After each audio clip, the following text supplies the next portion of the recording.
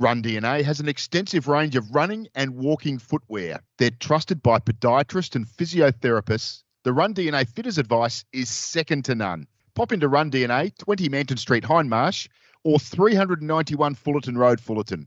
They're open 7 days, plenty of off-street parking. If you walk or run, you need to RunDNA.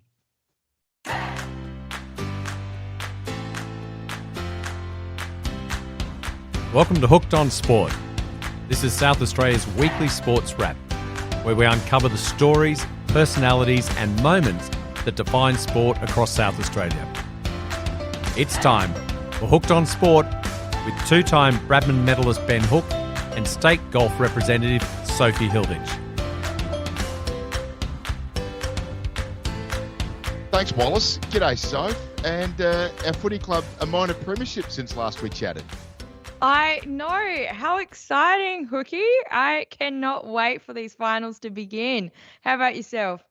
I suspect it'll be against Collingwood. Well, it's certainly going to be against Collingwood. I reckon that'll be next Thursday night. So it comes around quick, doesn't it? That's 10 days away. We talk about the pre-finals bye, but there'll be plenty of build-up. Of course, we've got a Wednesday night game now, which will have an effect on the finals. Gold Coast playing Essendon. But, yeah, can you believe it's going to be Adelaide and Collingwood just a couple of weeks after that tumultuous game a couple of weeks ago that was so close? And there was so much fallout from it with the Isaac Rankin issue. So these two clubs are going to be very, very spirited. I note with interest that Adelaide Oval is signing up more security for the night. So they are preparing for what's going to be, I think, a really spicy sort of battle. I can't wait. Yeah, I'm so excited for this one, Hooky. I think this is actually the perfect final to start off the final series for the Crows. I think there's going to be a bit of fire coming out with the Crows boys of everything that happened with Isaac Rankin. And I don't know about you, Hooky, but actually last time we played Collingwood, I lost my voice after that game because I was screaming so much at the umpires and everyone or anyone who would listen to me. Nice to know it's always the umpires that take responsibility for whether things are good or poor in our lives. We always someone to blame, isn't it? The umpies.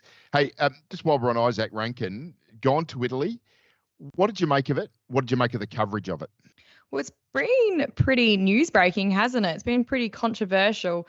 I mean, there's going to be a lot of differing opinions out there, and I'm sure you've got one yourself, Hooky. Just dishing me up a half volley outside off stump there, Sophie. Well, look, I think it's probably pretty reasonable in the circumstances. I imagine the Adelaide Football Club has sent him to Italy, making sure that he is very well catered for with training, diet, nutrition, all of those sorts of things. This is not going to be a simple holiday, but getting him away from the spotlight, I think, makes some sense.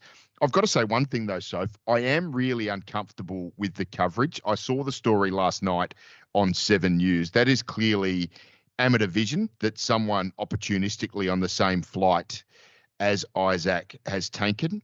They've taken it without his knowledge, and then I imagine they have solicited that to Channel 7, who's gone on and bought it. I would be very, very confident that they've paid some money for that vision, and I am really uncomfortable with that. I think it is absolutely newsworthy that he has left for Europe. I don't know where the public interest is in actually buying that vision and then putting that out into the public domain. I'm uncomfortable with that. I just feel like that was just a little bit grubby by 7, and I reckon if that was me offered that vision, I would definitely run the story that he's left Australia, but I don't know that I'd use the vision or the photos that have been taken that are clearly not consensual. Yeah, that's a great point, Hooky. I probably actually hadn't really turned my mind to that coverage point, and it's actually an excellent point that does look like it's been taken from a personal phone, doesn't it? Let's get on to a few other issues. Pre-finals bye. So we're going to have some footy on Wednesday, but there'll be no AFL men's football this coming weekend. Do you like that, or do you prefer the old days when we got straight into the final series? I'm someone who personally prefers we just jump straight into it, Hooky. I like to ride that wave. I think the teams that are performing right now, the break's probably not the best thing for them, in my personal opinion, and I think we just need to jump straight in. Yeah, look, I do agree from the perspective that it is nice to have a little bit of momentum, but I'm okay with this. I just find it's a bit of a refresher for everyone. It's a mini 4-week season that we have going on from here. I think your point's well made that it is a slight disadvantage to the top four when you go week off, win, week off. But I just think keeping it a little bit more even and giving those bottom four sides of the 8 a little bit more of an opportunity shouldn't be a disqualifier for the way this is played. I prefer this to a grand final bye. I still think 2 games next weekend would be ideal. And I've got to make the point that the Western Bulldogs look for every possibility that they're going to miss the finals with 14 wins from 23 matches. So I'd love to see a final 10. I've made this point on this show at least once before. But I don't mind the concept of let's just have a deep breath and then, yes, we've got 4 more weeks. Everyone go hell for leather. So we might just differ on that one a little bit. I'm looking forward to it. Hey, AFLW, it's in the swing, second week. Gee, it was hard watching, I've got to be honest. We saw 4 games with margins in excess of 70 points. There were 6 games where the winning team doubled the score of the losing team. Now, does the AFL just cop that sweet, or do we need to start to be a little bit more critical about it? Yeah, look, I don't know if you got a chance to watch some of those games, but some of them were just absolute blowouts and pretty disappointing to watch. And look, I think they really do need to look at getting some changes to that league structure. Now, hear me out, Hooky, but I'm thinking. Have you got a proposal for me? I'm just putting it out there. But I'm thinking we need to look at trying to get maybe 2 AFLW league divisions with a promotion and relegation system, just trialing it out for, say, maybe about 4 years. Let's just pinpoint that. But let's do a top 10 and a bottom 8 with the 10th relegated from the first division. The first division finals be 5 teams, just like the SANFL. Yep. I just need to jump in. I'm just trying to work this as you speak about it. So there's 18 teams in the competition, and you want to segregate this out into 2 leagues. A top division and a second division, 10 teams in the first division and 8 teams in the second division. That's where we're at? Yep, that's bang on. Okay. That's exactly where I am. I'm thinking the first division, the finals be 5 teams, just like SANFL. And the bottom division plays prelims, so that's 2v3, and then there's a grand final. Then so let's just say top division, there's a top 5, and they play like the SNFL 4-week final series. So there'll be an elimination and a qualifying, 2 semis, a prelim, and a granny. Yep. Okay. Yep. Hang on. Now I'm thinking for the bottom and the relegation, there's a playoff between the last team in the top division and the winner of the bottom. Now, that will be 9 finals in total, which is exactly what the AFLW has just right now. Now, I'm thinking maybe this final structure and this league division is going to create some more interesting games, closer games, and maybe a bit more intriguing for our viewers. Yeah, okay. It's fascinating. It's a great concept, Soph. You've done some work thinking this through. I do like the fact that for an interim period, we're going to see the better teams play the better teams more often and the lesser teams play the lesser teams a bit more often. I really love the concept of the battle for the club that is staying in the top division, taking on the top-ranked team out of the bottom division. So a couple of things I'm thinking about. What would happen with the draft? So let's say you're the number 1 draft pick and you're automatically consigned to the second division for at least the following year. That's probably one thing I would have to think about. How would the draft work? And then at what point would we say, yeah, okay, let's get back to 18 teams? You've sort of said 4 years, and I think that's probably pretty reasonable in the interim. But could this be an ongoing problem where we do see clubs that are really struggling and stuck down the bottom of the ladder for an extended period of time? Now, the draft and salary cap are supposed to fix these sorts of things, but Soph, as I'm ticking this over in my mind, 2 divisions of AFLW, a top 5, a bottom 3, the top team from the bottom 8 plays against the bottom team from the top 10. Good. Yeah, I like it. Not going to argue with it. I'll think about that over the course of the next week, and I'll try and come back. But I don't have too many criticisms of that at the moment, Soph. I like it. That would be something that I would think would be really interesting, would garner some interest, and there'd be some amazing finals at the end of all of that. Yeah. All right, we're going to give that some thought. Well done, Soph. Excellent. That's one of the biggest compliments. It's one of the biggest compliments you've ever given me, Hooky, so I'll absolutely take it. But I just think well done. The AFLW is growing, and I think this gives it a chance to even grow more. It's going to bring more viewership. That's more my point. It's going to bring more interest to the game, more people watching it, and I think it's a good starting point, something different. I do think that if AFLW chases an image of AFL men's, then it will always be the poor cousin. And I do think concepts like this that create a point of difference is something that it can drive interest in the league. I mean, they're 16-a-side as distinct from 18-a-side. There's a whole host of things that they do that I find fascinating. But that would be a real game changer, wouldn't it? Yeah, I'm liking your thinking there, Soph. Well done. Thank you for bringing that to us. Can I just share with you a little bit of footy news from around South Australia that I reckon is fascinating? Byron Pickett Jr. booted his 100th goal for Western United. This is over in the Western Air League, so miles and miles and miles right over on the west coast of South Australia.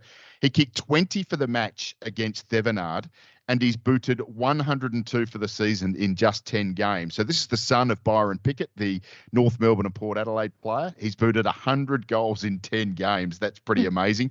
A lad called Fraser Bradley from Hatherleigh in the Mid-South East League. He also kicked his 100th for the season, so congratulations to him. Interesting day for the Burton family, Soph. Ryan Burton delisted by the Port Adelaide Football Club today. On the same day, his dad, Craig, has resigned as CEO of the North Adelaide Football Club. He's off to take on the role as general manager of the Noosa Head Surf Club. Now, Berto, massive surf lifesaving man, been very heavily involved in the Glenelg Surf Lifesaving Club for years, and the Noosa Head Surf Club is enormous. So that will be a great job for him. I know that's something he's really passionate about, but gee, North Adelaide will be disappointed to lose a very, very good operator. Just a bit more footy news from around the country zones in particular. BMW, now that is Boolaroo, Melrose, Wilmington. They play in the Northeast League. They had two guys who played their 300th game on the same day. So Caleb Gurdon, I beg your pardon, he's played 130 games of A grade, 170 of B grade. He played his 300th game for the club. And Joe Kosh, 98 games in the A grade, 192 in the B grade. Does that add up? That might not quite add up. I haven't got my maths absolutely right. But anyway, both of them playing their 300 games for the club, so congratulations to them. Interesting story out of the Hills League. Bridgewater Callington Raiders, they've only had a C-grade team for the last couple of years. They're going to return to Hills footy, playing both A-grade and B-grade. Former Crow Chris Laddams has been appointed the footy director at the club. It's their 70th anniversary next year. They've been through some really unusual movements all over the shop in the last decade or so. They merged with Callington in 2013. They actually merged with Ironbank Cherry Gardens in 2023 and unmerged at the end of that year, and then went into C-grade only, and Ironbank Cherry Gardens went off to the Southern League. And I mean, that's the end of a wedge for a footy club when you actually do away with an A-grade and a B-grade and only enter your A-grade team in the C-grade competition. But they're back, as I said, it's their 70th anniversary next year. So we'll watch that space. Good luck to them. They only won 2 games in the C-grade this year. So that is a bold move to step back into that for next year. The other thing I think is interesting also from the Hills League, looks like Mount Pleasant will no longer be a football ground, which is really, really sad. Torrens Valley uses Mount Pleasant Oval as well as Mount Torrens Oval, but the council up there, which is the Barossa Council, has declared that Mount Pleasant is to become an equestrian venue.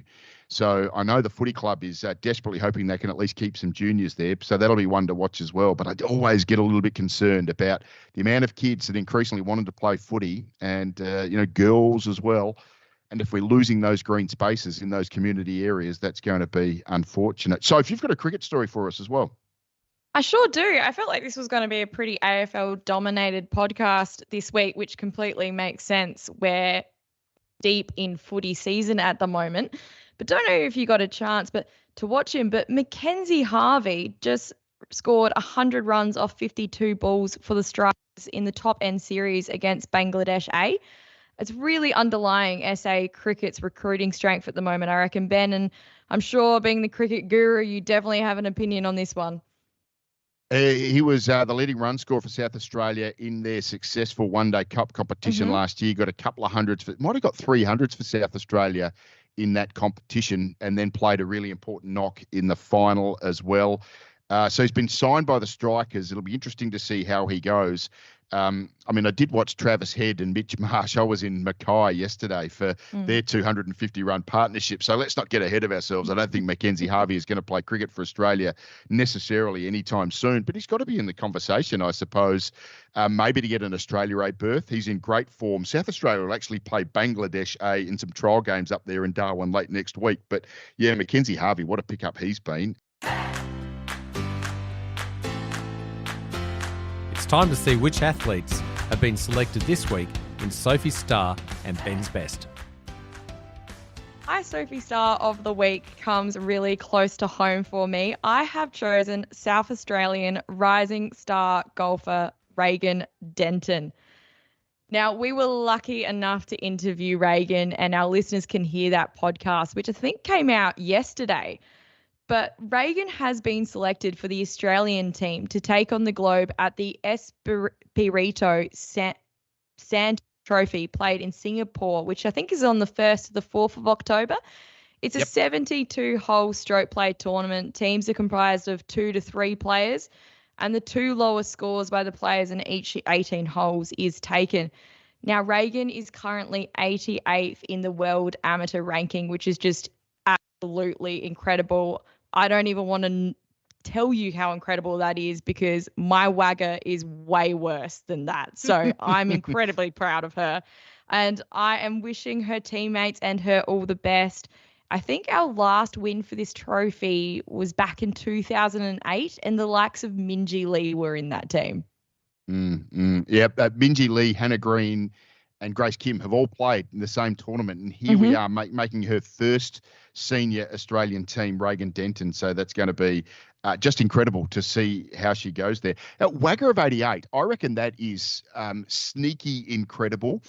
The way the Wagger rankings work is that it's very heavily favoured for American college golfers. Now, she's signed to play for an American college, Louisiana State, but she hasn't started there yet. So the fact that she's got to 88th in the world, playing really only junior events, is absolutely stunning in my mind. And she's going to go north with that number very, very quickly, I imagine. Well done, Soph. Yes, Regan Denton. You can hear the podcast that dropped yesterday. You can search for it via Apple or Spotify. Please give that a listen. It's a great chat with her and her coach, Adrian Wickstein. Ben's Best for this week. Want to give a shout out to my old mate, Tim Davey. Played some cricket against him at Tea Tree Gully many, many years ago. He is retired from football at Modbury. Plays for the Modbury Hawks. He's won 9 best and fairest for that club. He won 5 association medals. Just do the maths on that. I mean, we talk about the great Barry Robran, who won 3 McGarrys, and Russell Ebert, who won 4. 5 association medals, played in 2 premierships for that club. He also played 7 cricket matches for South Australia. He's a Tea Tree Gully wicketkeeper batter. He won the Charlie Walker wicketkeeping trophy twice and played in 10 Tea Tree Gully premierships. So you just do the maths. 2 premiership medals football, 10 premiership medals cricket, that's 12. 5 association medals, that's 17. 9 best and fairest, that's 26. And then a couple of Charlie Walkers as well, 28 medals. That's not bad for a trophy cabinet. So congratulations to Tim Davey. I mean, I love my community sport. He's a bit better than a community sporting athlete, I suppose, Tim, but what a remarkable career he has had, both in footy and cricket. That is some incredible achievements. Tim Davey is Ben's Best for this week. Love it. That is a huge, long list of achievements, and I reckon it's an excellent choice for Ben's Best. Fair or Farce, Sophie and Ben challenge each other with their sporting conundrums. Sophie won the bat flip and is bowling first. I'm actually feeling a bit nervous about this Fair or Farce, because I learnt some things last week that it actually doesn't matter what question I ask Hooky. If he has a dying desire to get an opinion out there. He'll just twist my question and go on a very interesting and learned rant, which I will admit I deeply enjoyed. But at the end, just not answer my question at all, but get something off his chest. So I'm a bit nervous what's about to come out right now because I can prepare for my own questions, but I cannot prepare for Hooky's answers. Hooky, you got anything for me? Expect more of the same is all I can say, Soph. Here it comes. All right. Well, with that being said, Hooky, my first question for you, to be back with a second minor premiership in just 8 years, Adelaide has completed the perfect rebuild. Fair or farce? Perfect rebuild? Or perfect is a difficult word to say fair to, but it's really difficult to argue with anything other than this has been an incredibly successful rebuild. So grand final 2017 failed on that day. We all know about the Gold Coast camp and the fallout from that. But there's been a lot of criticism around the way the Crows handled everything after that. They cut very hard at the end of 2019. They offloaded Eddie Betts, for goodness sake, Josh Jenkins, Hugh Greenwood, Sam Jacobs, Alex Keith, all stars of the football club. Brad Crouch was moved on next year. And it was an absolute purge. And they didn't get a whole lot for them in return. So it was clearly scheduled as a slow fix. It did consign them to last in 2020. They picked up Riley Philthorpe, a pick who was never going to make them better in the short term either. He was always going to spend a bit of time developing his game in the SANFL. They've subsequently picked up Josh Rochelle, Dan Curtin, Sid Draper, and all of those guys look elite. They've done really well in their trading, picking up Dawson and Rankin, who we've talked about. The preseason supplemental period, they've picked up Keane and Mitch Hinge, who are just incredible lads to be dominating in the defence for guys who are unwanted by their previous club, which is pretty incredible as well. So, this has been an incredibly successful turnaround on the basis of that very, very hard cull and that rebuild. Mark Rasciuto copped all sorts of criticism. Justin Reid copped all sorts of criticism. Stephen Rowe had their heads on a pike this time last year. They deserve some high praise, those guys. So fair, Soph. I think this has been perfect. A very, very, very successful rebuild to be back in this position 8 years later. I like it, Ben. Thank you for answering my question. That's a good start. And I'm of the exact same opinion here. I reckon they've found a perfect blend of the up-and-coming youngsters and experience on that field. You've touched on it little bit about some of the culture issues that they were having back in 2018. So it's not just what they've put back on the field, but they've clearly done a lot of work in that locker room as well. And I reckon they've got a culture that could be a potential premiership contending team. Well, we're going to find out in 5 weeks, aren't we? So, right, my turn to send one back at you. Port Adelaide will miss Ken Hinkley now he's gone. Look, Hinkley has had custodianship of Port Adelaide club for 13 years, I want to say. Yeah. So, it's hard to say he wouldn't be missed. The departure's definitely going to continue to cause a bit of a divide between the AFL fans. He's seen the club through absolute peaks and troughs, and 4 preliminary finals that he's seen the club through? And definitely 3, Soph. Is it 4? I think it might be 4. I could be wrong. You would have done the maths. I'm not going to argue with you because you're the one who researches and I just take it off the top of my head. I think it's 4. And look, obviously he's never got them over the line, but if anything we can say, it's hard to get those trophies. It's hard to get those wins. And I think Hinkley really has created a great team, a great club, and I think he will be missed, albeit probably in the short term. I don't think a coach ever goes to be missed for an extremely long amount of times, but I think he will be missed in the short term. Well done, Soph. Disagree. I think it's farce. Footy clubs do move on. I reckon the only time that a football club has missed their coach was when the Crows lost Malcolm Blight. But I can't really recall any other coach who was missed the following year. Wallace Eubarek for Sydney. Paul Roos was there, did an amazing job. And then John Longmire came in and the footy club moved on pretty quickly, didn't it? So, yeah, I don't know if we're going to miss Ken Hinkley. I think we should be thankful for his contribution to the footy club, the way he revitalised that club from the bones of its backside, as you said so 13 years ago. But will they miss him? No, I don't think they will. I think everyone will move on pretty quickly. Fair enough, Hooky, but I definitely do agree that he should be proud of what he's achieved at the club. He might have not walked away with silverware, but he still walked away with a lot of achievements in that club. Now, we were on similar-ish warpaths here, Hooky.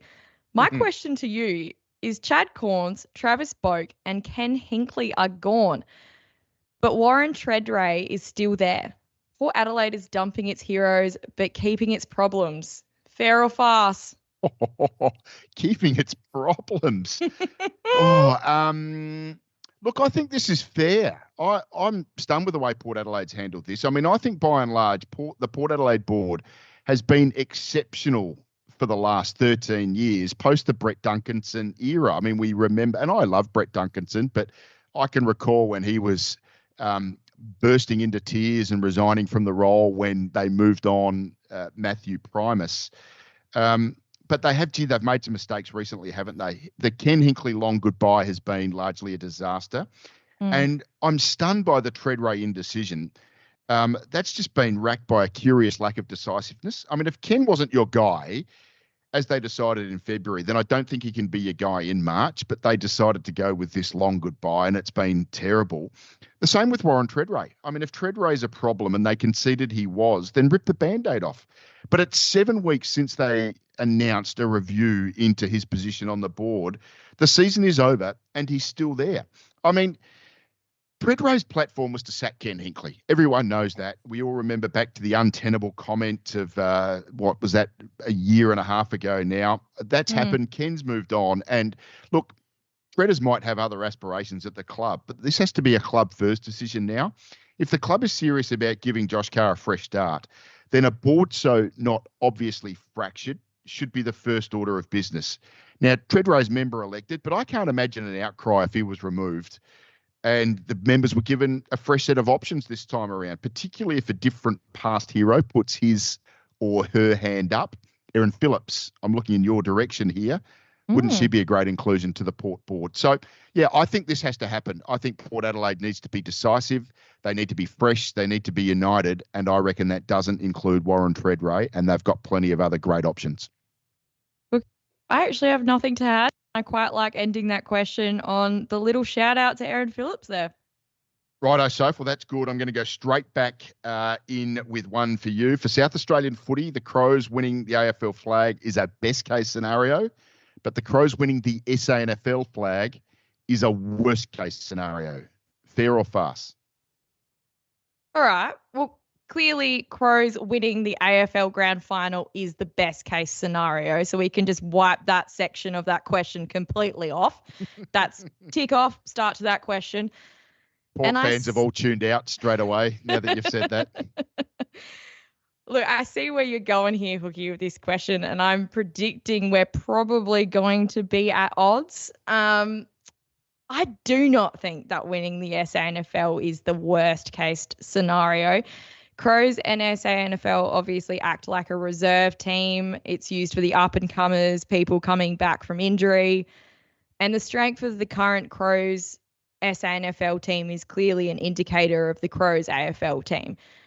But this is not the case every single year. They also finished third. It's not like they're demolishing their opponents right now. Port AFL struggled. Port SANFL struggled.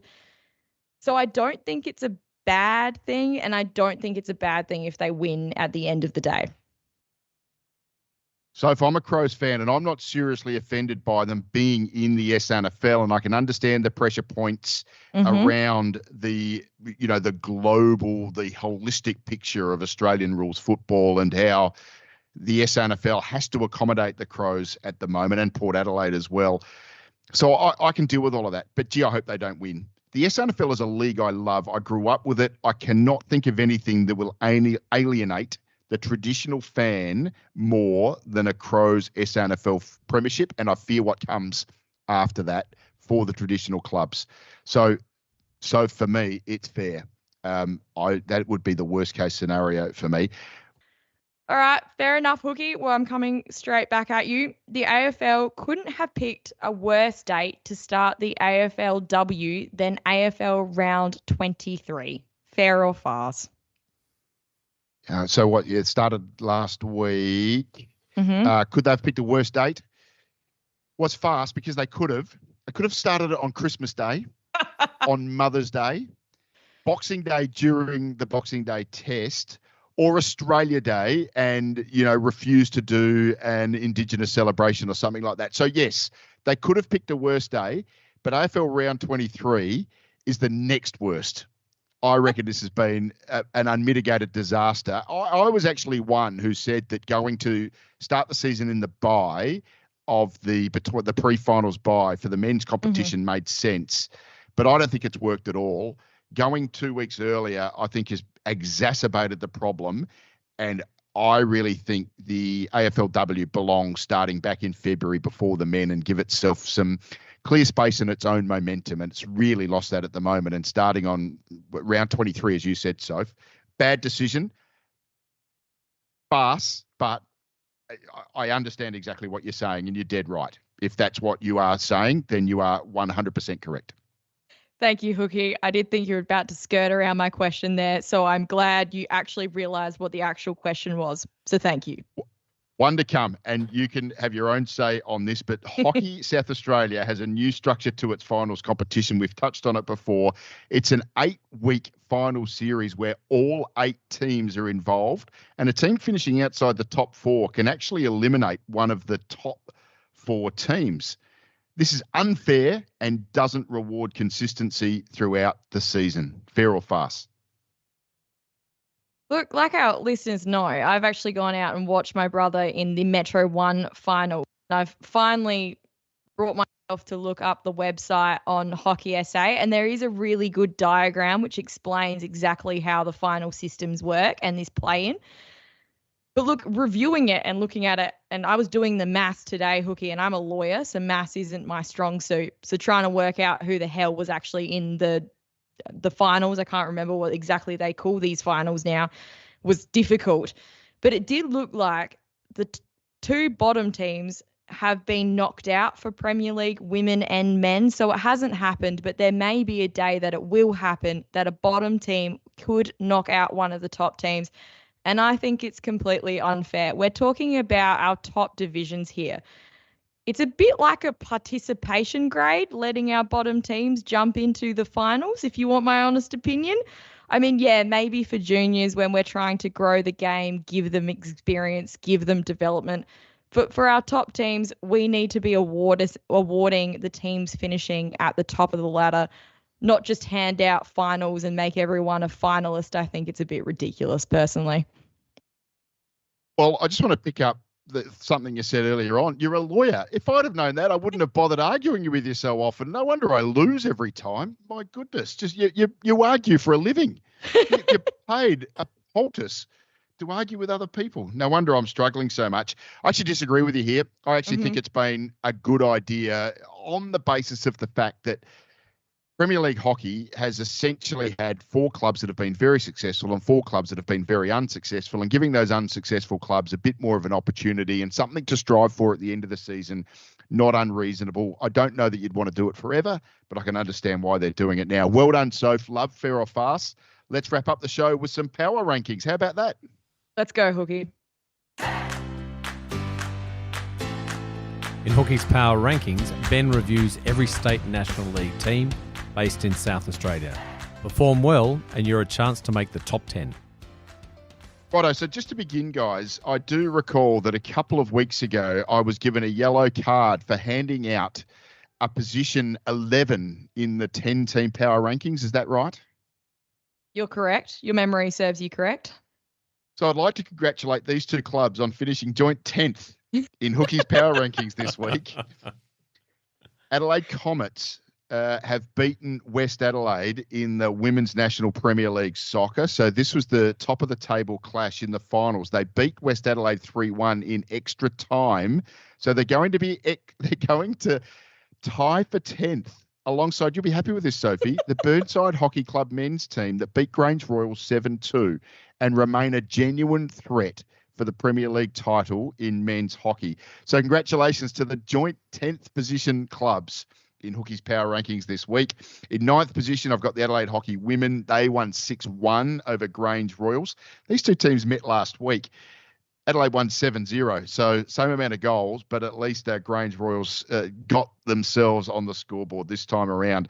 In 8th position, West Adelaide Soccer Club. They're the team that have dominated this competition and lost to the Adelaide Comets 3-1 in extra time. Seacliff Hockey Club, the men, they beat Port Adelaide away 4-2. They're in 7th. Old Collegians are in 6th position. They won 28-0 over Woodville. I've got Glenelg Lacrosse Club, the men's team, who have finished the minor round in top position. They won 14 of their 15 games, so they will start the final series favourites and probably going to play Brighton, who they pretty much play every year. So in 4th position, I've got minor premier Metro Stars of the NPL SA men's competition. They're top and they enjoy a week off. They'll play Adelaide United this coming week. Adelaide United, this is their youth team. They defeated Beograd 2-1 despite finishing with 9 men. So I don't know how they survived. They were down to 9 men for the last half an hour of that game and held on to win 2-1. Adelaide United men's team played Modbury Jets the week before. Modbury Jets were in the relegation zone and they had to win and hope that Para Hills Knights would lose to Metro Stars and they would survive relegation. There's a great story that they scored in the 93rd minute. And this is one of those situations in soccer where everyone plays at the same time. So you can't work out what you're dealing with and how many goals you need and how many points you need and all of those sorts of things. So they've scored their 5th goal. Their crowd has gone into absolute raptures. And before they got back to position, the crowd started giving the thumbs down and booing because they found out that Para Hills Knights had scored their 4th goal in extra time to level the game with Metro Stars. Para Hills Knights survived and Modbury Jets went down, and it all happened in the last 2 minutes of the minor round of the season. Just a little aside there. Let's get back to the power rankings. Sturt, they had the loss to the Crows. They've dropped to 3rd position. It brings their 30-game minor round winning streak to an end. Brighton Lacrosse Club, the women, they defeated Burnside 16-3. They're chasing their 8th straight flag. I just did the maths this afternoon. They're on a run of 30 straight victories. That is quite incredible, isn't it? And the number 1 team in Hooky's power rankings, once again, the Adelaide Football Club.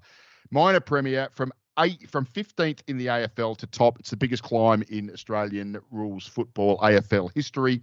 So that is the power rankings. A tie for 10th. Couldn't split them. And the Crows at number 1. Brilliant, Hooky. Brilliant, Sophie. Thanks, guys. We have to review that T10. I think, Wallace, we'll take it to the review board. I thought I dodged a bullet. I think you're being very creative, Hooky, and I've got a hats off to you. So we're going to take 1 yellow card away from last week because it was very creative to do tied 10th. I'm never going to do the introduction again as saying that it's your top 10. It's going to be top whatever Ben wants. And I'm screaming at the umpire. All I'll tell you guys that it's called Hooky's Power Rankings, and Hooky will do what Hooky wants. Terrific. Doesn't he always? Excellent. Enjoy the rest of your week. Look forward to catching up next week. Thanks, guys. Well done. That stumps on another episode of Hooked on Sport. We appreciate you listening and trust you enjoyed the show. Help us reach more sports-minded people just like you by following us and leaving a review. We look forward to your company next week on Hooked on Sport.